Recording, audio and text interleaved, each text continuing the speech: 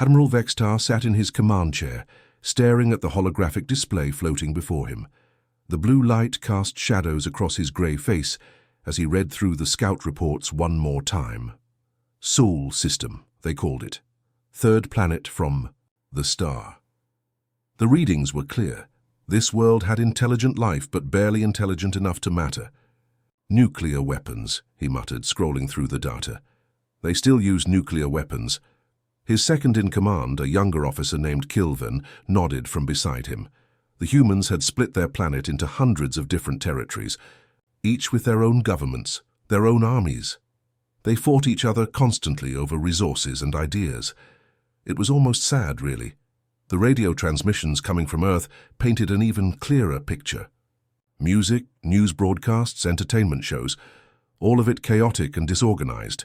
These humans couldn't even agree on a single language. Some spoke in rapid, clipped tones, while others used flowing, musical sounds. The Empire's translators were having a field day trying to make sense of it all. "Sir," Kilvin said, pointing to a section of the report, "they've only just begun exploring their own star system. Their fastest ships take months to reach their nearest neighbor planet. At this rate, it would take them thousands of years to develop real space travel." Vextar smiled, showing rows of sharp teeth. This was going to be easier than the Andromedan. Colonies. Those had at least put up a decent fight before surrendering. These humans wouldn't even see them coming. Meanwhile, on the other side of the galaxy, Dr. Minji Park was having trouble sleeping. She'd been working the night shift at the Jeju Island Deep Space Observatory for 3 years now, and she'd never seen readings like these. The gravitational sensors were picking up something massive moving through space, but it wasn't following any natural orbital pattern. She adjusted her thick glasses and leaned closer to the computer screen. The numbers didn't make sense. Whatever was out there was too big to be an asteroid and moving too purposefully to be a comet. She'd run the calculations 5 times already, but the results were always the same. "Jaehyun," she called to her colleague across the control room, "come look at this." Dr. Jaehyun Lim rolled his chair over, his coffee mug in hand. He was the kind of person who treated every strange reading as just another puzzle to solve. "What are we looking at?" he asked, squinting at the display. "Gravitational anomalies. Multiple sources, all moving in formation." Minji pointed to the dots on her screen.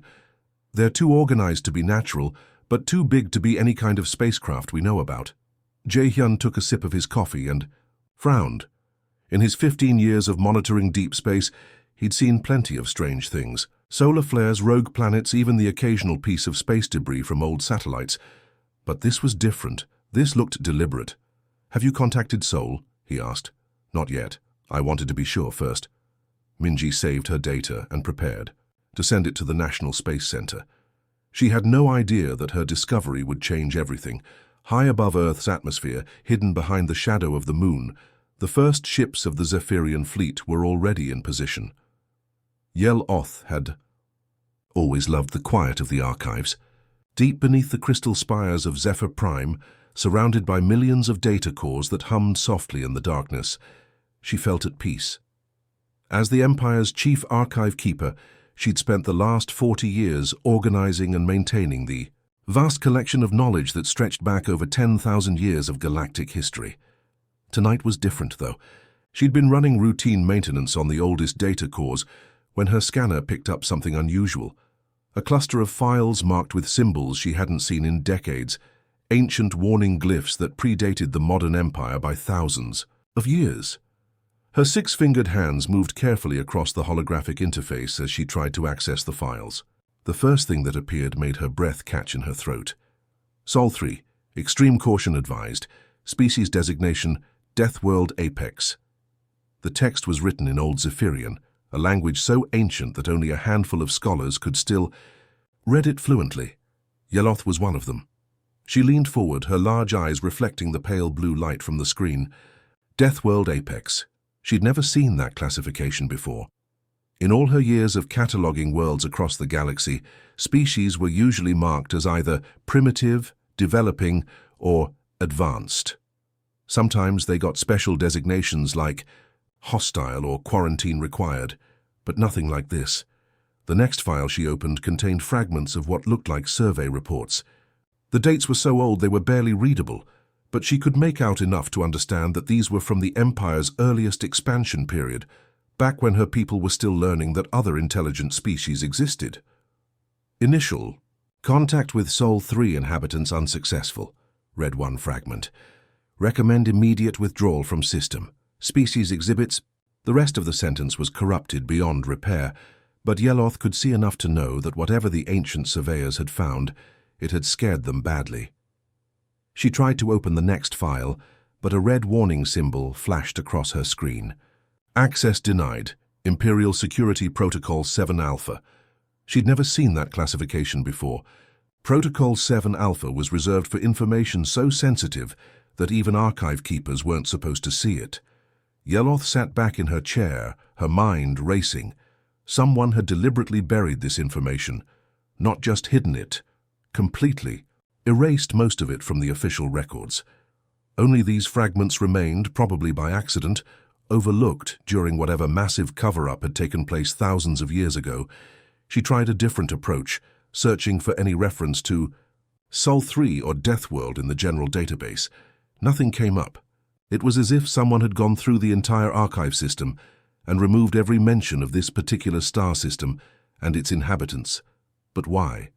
What could possibly have frightened the ancient empire so much that they'd classify an entire world as forbidden and then try to erase all evidence of its existence? And more importantly, why was Admiral Vextar's fleet heading straight toward it right now? Yeloth's hands trembled as she realized what she had stumbled upon. Somewhere in the distant past, her people had encountered something in the Sol system.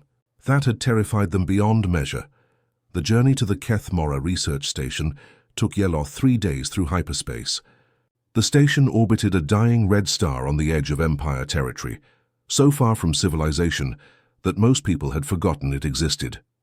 It was the perfect place to hide someone who knew too much. When Yeloth's small transport ship docked, the station felt like a tomb. The corridors were dimly lit and eerily quiet. Only a handful of researchers still worked here, studying the death throes of the ancient star. But she wasn't here for them. She was looking for Commander Tixal, the last living witness to whatever had happened in the Sol system all those millennia ago. She found him in the observation deck, staring out at the red giant that dominated the view.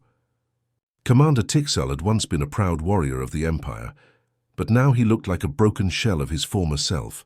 His armor bore deep scars that spoke of terrible battles, and his eyes held a haunted look that never seemed to fade. "Archive Keeper," he said without turning around. "I wondered when someone would finally come asking questions." Yeloth approached carefully. "Commander, I need to know what happened at Sol 3.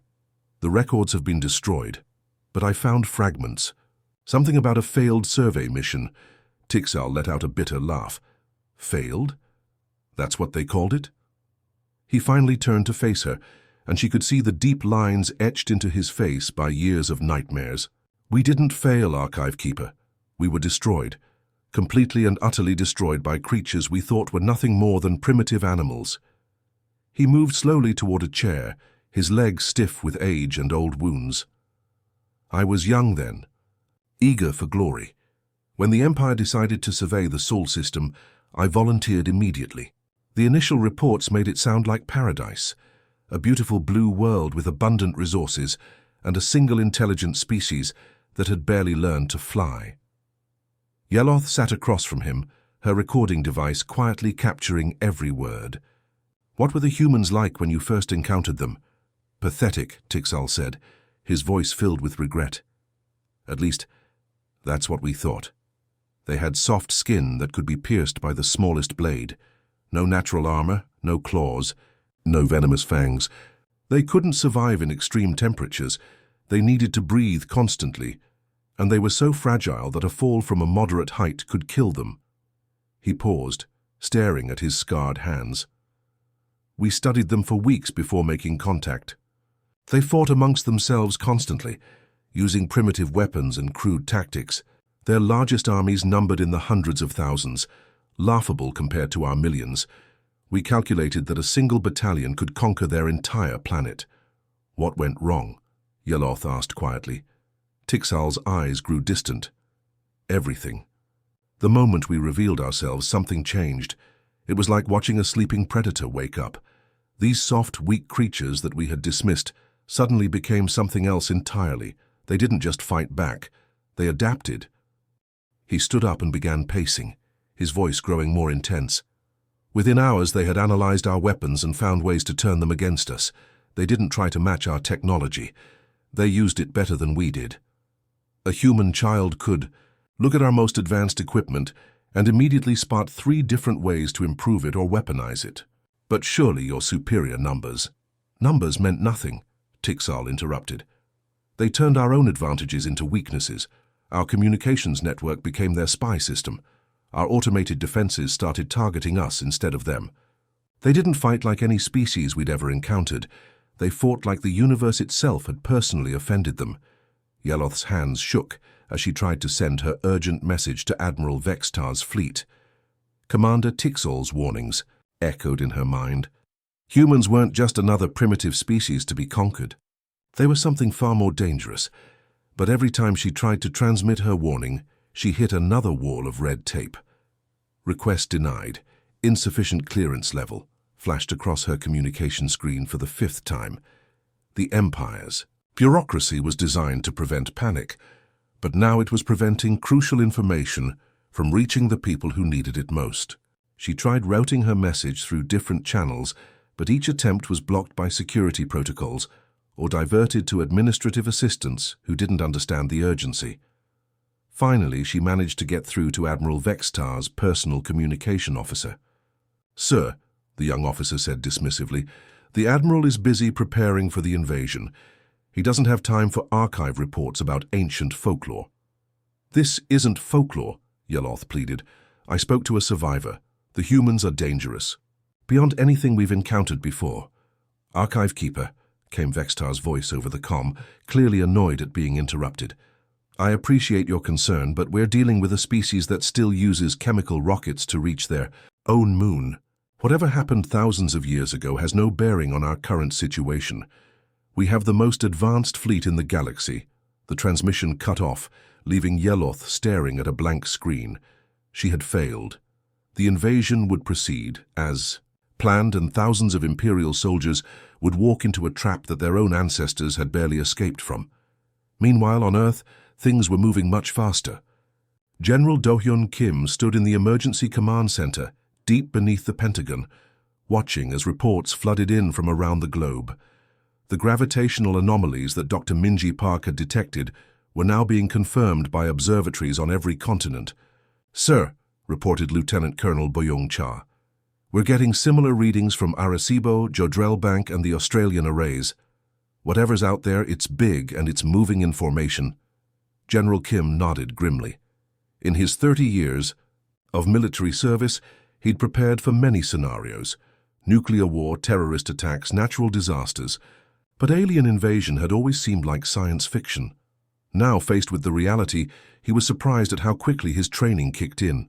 "Contact all major world leaders," he ordered.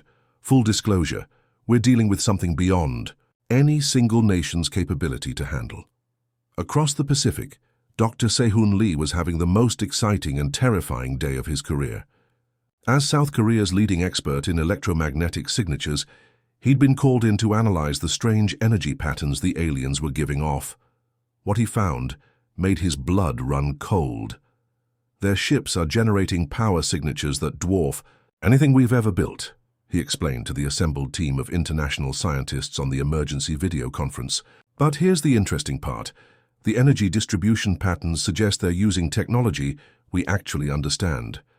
Advanced, yes, but not impossible to counter." Professor Ji-Soo Han, speaking from her laboratory in Seoul, added her own disturbing discovery. "I've been analyzing the mathematical patterns in their formation flying. These aren't random positions. They're optimized for a specific type of attack formation. They're planning to disable our communication satellites first, then target major population centers." The room fell silent as the implications sank in. The aliens weren't just exploring, they were preparing for war. The emergency broadcast went out at exactly 14:30 GMT. Every television, radio, and smartphone on Earth carried the same message in dozens of languages. We are not alone. Prepare for contact. Instead of mass hysteria, something remarkable happened. Humanity did what it had always done when faced with an impossible challenge. It got to work. Within minutes of the announcement, the internet transformed into something it had never been before. Social media platforms became tactical coordination networks. Gaming forums turned into strategy planning centers. Scientific communities shared decades of research in real time. The same species that had spent centuries fighting over borders and resources suddenly became a single, unified organism with one goal: survival. Engineer Hyojin Cho was in her workshop in Busan when the call came. She specialized in satellite design. But today she was being asked to do something completely different. "We need weapons," the voice on the other end said. "Fast, improvised, and effective. What can you do with civilian spacecraft?" Hyojin looked around her workshop at the components for a weather monitoring satellite she'd been building. "Give me 6 hours," she said, already mentally redesigning everything she saw, "and access to every space launch facility on the planet." She wasn't working alone. Through secure video links, she connected with engineers in Houston, Moscow, Beijing, and Mumbai. Together, they began the fastest collaborative engineering project in human history. Commercial satellites became kinetic weapons. Space station supply modules were retrofitted with explosive charges. Even the International Space Station itself was being modified into a defensive platform. "We're turning everything into weapons," laughed Dr. Kenji Nakamura from his lab in Tokyo. "Garbage. Collection satellites, communication relays, even weather balloons. If it flies, we can make it fight." Meanwhile, in a cramped apartment in Seoul, programmer Sunho Park was working on a different kind of weapon. His fingers flew across 3 keyboards as lines of code scrolled across multiple monitors. He was creating something that didn't exist in any military handbook: a computer virus designed to attack alien technology. "The problem," he explained to his online team of hackers and programmers from around the world, "is that we don't know what their computer systems look like. So he's creating adaptive code that can learn and modify itself." His team included a teenage gaming prodigy from Brazil, a retired cybersecurity expert from Germany, and a quantum computing researcher from Canada. They had never met in person, but they worked together like they'd been partners for years. "Think of it like a digital parasite," said the teenager, whose screen name was simply Ghost. "It infects their systems, and then figures out how to cause maximum damage. If their ships communicate with each other, we turn that communication network into our weapon." Dr. Yuna Kim was coordinating something even more ambitious from her position at the Korean Space Agency. She had been tasked with creating orbital defenses using nothing but civilian technology and sheer human ingenuity. Admiral Vextar felt confident as he gave the order to begin the pacification strike. His tactical display showed Earth's primitive defenses: a few military satellites, some orbital stations, and what appeared to be hastily launched civilian spacecraft. It looked like exactly what he expected from a backward species that had barely learned to leave their own atmosphere. "Begin Phase 1, he commanded. "Disable their communication networks and eliminate any orbital defenses. Standard procedure. Minimal casualties, maximum psychological impact." The first wave of Imperial ships moved forward, their energy weapons charging. These weren't even the Empire's main battleships, just light cruisers designed for police actions against primitive worlds. Vextar watched with satisfaction as his ships approached what looked like a collection of converted cargo vessels and research satellites. Then everything went wrong at once.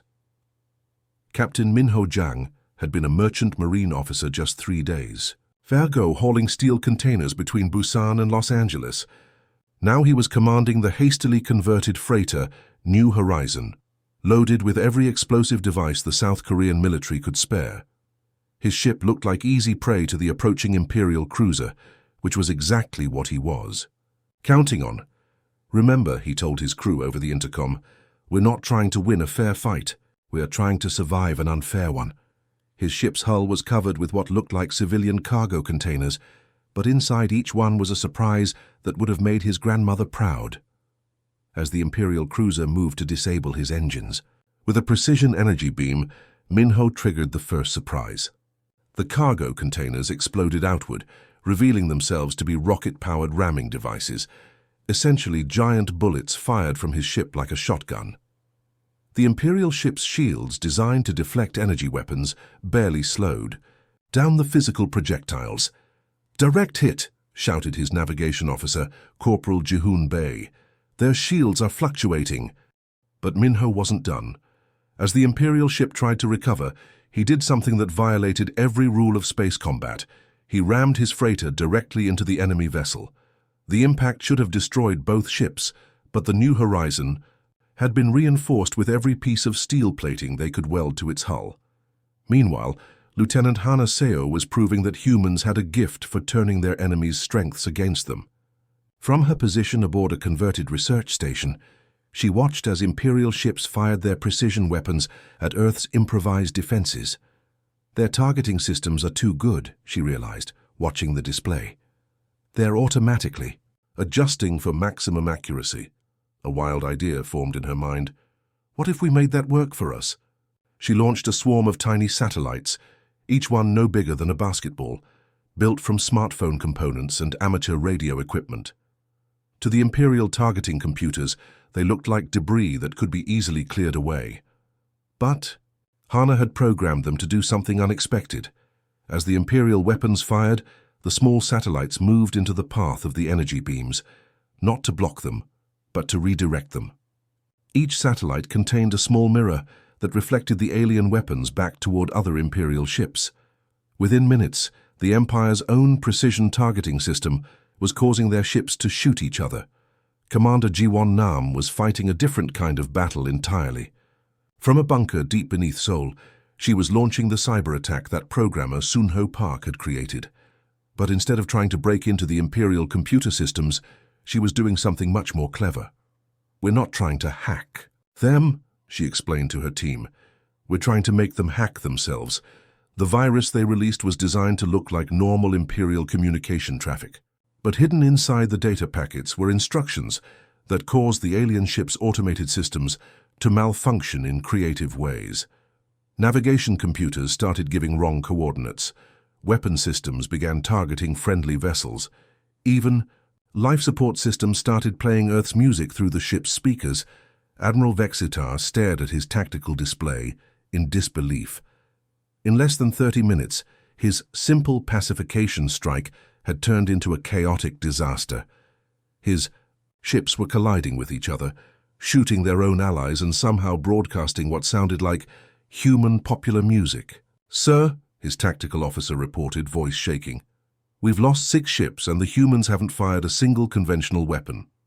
As the battle intensified, Admiral Vexitar began to understand what Commander Tixal had tried to warn everyone about.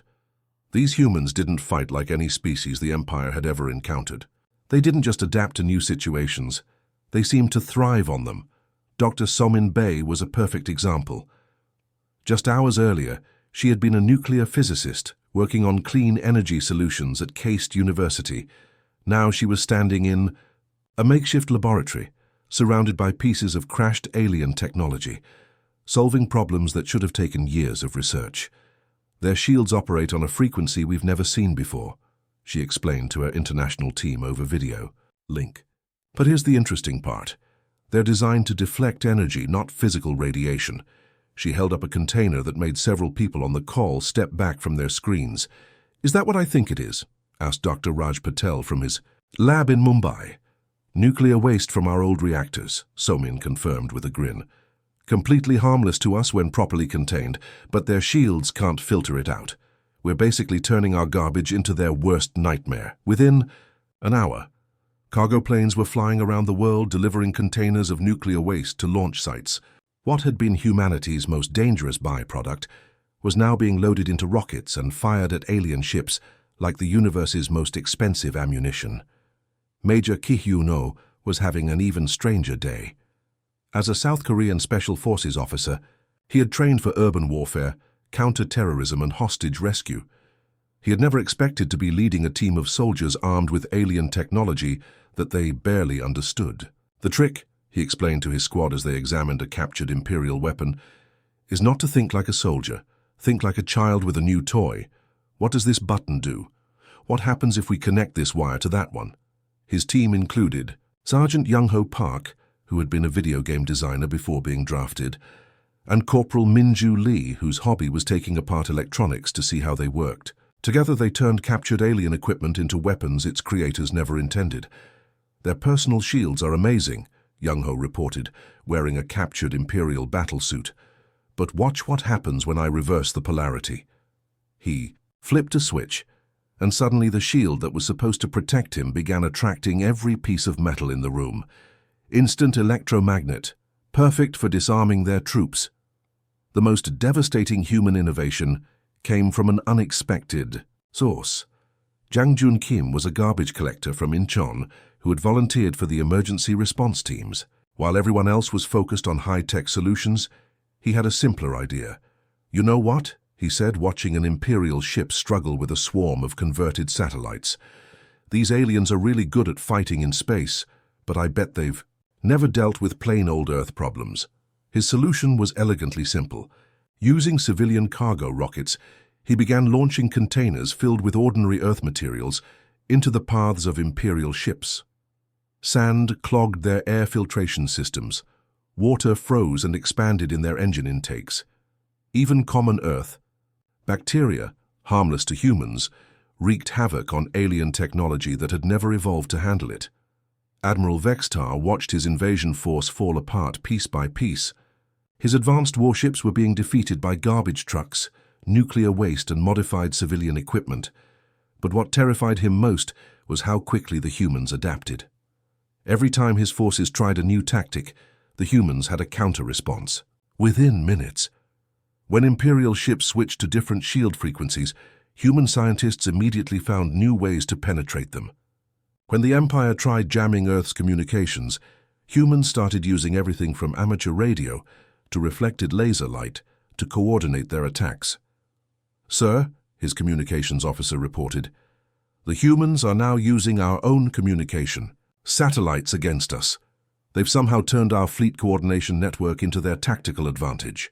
Vextar realized with growing horror that humans didn't just solve problems, they seemed to enjoy solving them. Each new challenge his forces presented was met not with desperation, but with what could only be described as enthusiasm. The emergency transmission from Yeloth finally broke through the Imperial fleet's communication chaos, just as Admiral Vextar was watching his 7th battleship limp away from Earth's orbit with half its systems offline. The archive keeper's voice crackled through the static, filled with desperation. "Admiral, you must listen to me. I've discovered why the Sol system was marked forbidden. The humans aren't just another primitive species. They're the survivors of a death world." Vextar wanted to dismiss her words as the ravings of a panicked civilian, but as he looked at his tactical display, showing the complete destruction of what should have been an easy conquest, her words began to make terrible sense. "What do you mean, Deathworld?" he demanded. "Their planet tried to kill them for millions of years," Yeloth explained, her voice shaking. "Ice ages, volcanic eruptions, asteroid impacts, diseases, predators. Everything that could possibly destroy a species has happened to them, but they survived all of it. They didn't just adapt, they learned to thrive on challenges that would wipe out entire civilizations." As if to prove her point, another one of his ships reported that humans had somehow turned a communications satellite into a kinetic weapon that punched through their main hull. The crew were abandoning ship, but not before the humans sent them a care package containing medical supplies and a note written in perfect Imperial script. "Sorry about your ship. Hope everyone's okay. Earth Defense Force. They're apologizing for destroying us," Vextar muttered in disbelief. Down on Earth, Captain Taehyun Lee of the South Korean Navy was coordinating the final phase of what historians would later call the shortest invasion in galactic history. From his command post in Seoul, he watched as the last Imperial ships prepared to retreat beyond the orbit of Mars. "Should we pursue them, sir?" asked Lieutenant Commander Da-hyun Park, barely able to contain her excitement. In just 2 days, humanity had gone from discovering aliens exist to driving them away from Earth entirely. "No," Taehyun said firmly. "Let them go. but send them a message first. The transmission that went out to the fleeing Imperial fleet was broadcast on all frequencies in multiple languages, including the Imperial tongue, that Earth's linguists had deciphered in record time. Captain Taehyun's voice was calm and measured as he spoke words that would echo through galactic history. To the commanders of the Zephyrian fleet, we are the people of Earth. We did not seek this conflict, but we were prepared to defend our home. You came expecting to find a weak species ready for conquest. Instead, you found a people who have spent their entire history turning every challenge into an opportunity. He paused, looking out the window at Seoul's skyline where construction crews were already working to repair the minimal damage from the brief battle. We bear you no malice. Your wounded will receive medical care. Your stranded personnel will be treated as guests until they can be safely returned to you. We seek peace, but as you have learned, we are prepared for war. The message that truly shook the Imperial fleet came not from any government or military source, but from the thousands of civilian broadcasts that Earth's communication networks were already carrying. While the aliens were retreating in defeat, humans were celebrating by doing what they always did after solving a problem. They immediately started working on the next one. Amateur radio operators were coordinating plans for humanity's first interstellar missions. University students were designing better spacecraft based on captured Imperial technology. Children were drawing pictures of the friends they hoped to make among the stars. Dr. Minji Park, whose gravitational readings had first detected the invasion fleet, was already working on modifications to make Earth's deep space monitoring systems more sensitive. Now that we know we're not alone, she told a reporter, we need to be better neighbors. The Imperial ships fleeing the Sol system carried with them video recordings that would haunt their species for generations, footage of humans not gloating over their victory, but already planning their peaceful expansion into the galaxy. 6. Months after what the Empire officially called the Sol incident, Admiral Vextar found himself doing something he never thought possible, hosting a dinner party for humans. The irony wasn't lost on him as he watched Ambassador Yunwoo Park laugh at one of his officers' jokes while casually solving a mathematical problem that had puzzled Imperial scientists for decades. The changes had started almost immediately after the failed invasion. Within weeks, the Empire's High Council had quietly updated all star charts, marking the Sol system with warning symbols that hadn't been used in thousands of years. Neutral zone, extreme hazard, was the official designation, but everyone who had access to the classified reports knew what it really meant. Don't mess with the humans. Other galactic civilizations received coded diplomatic messages warning them about the new Terran collective. The warnings painted a picture of a species so dangerous that even the mighty Zephyrian Empire had been forced to retreat. What the warnings didn't mention was how the humans had reacted to their victory. Most species would have used their newfound reputation to expand aggressively, demanding tribute from weaker neighbors or establishing themselves as a new galactic power. The humans did something far more unsettling. They started making friends. Ambassador Yunwoo Park had arrived at the Proxima station just 3 months after the invasion, piloting a ship that was clearly built from a combination of human and captured Imperial technology. Instead of demands or threats, she carried gifts. Earth music, art, literature, and most surprisingly, detailed technical specifications for some of humanity's defensive innovations. "We thought you might find these interesting," she had said, to the stunned station commander, handing over plans for converting civilian spacecraft into defensive platforms. "We've improved the design since we used it on your ships, much more efficient now." The station commander, a veteran of dozens of first contact situations, had never encountered anything like it. Usually, newly discovered species either cowered in fear or postured aggressively. The humans did neither. They acted like they were meeting new neighbors at a block party. Within days, Ambassador Park had established formal diplomatic relations with 3 different species, negotiated trade agreements with 2 mining consortiums, and somehow convinced the station's head chef to teach her how to make traditional Zephyrian cuisine. "The strangest part," reported Captain Zilketh to his superiors, is that she genuinely seems to like us, even after we tried to invade her planet. This pattern repeated itself throughout the local galactic neighborhood.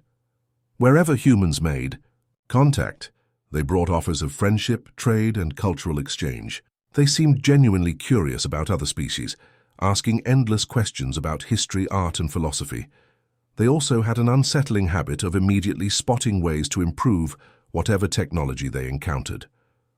The Rigelian Confederacy's mining operations became 30% more efficient after a human engineer named Seung-min Choi spent a week observing their extraction methods.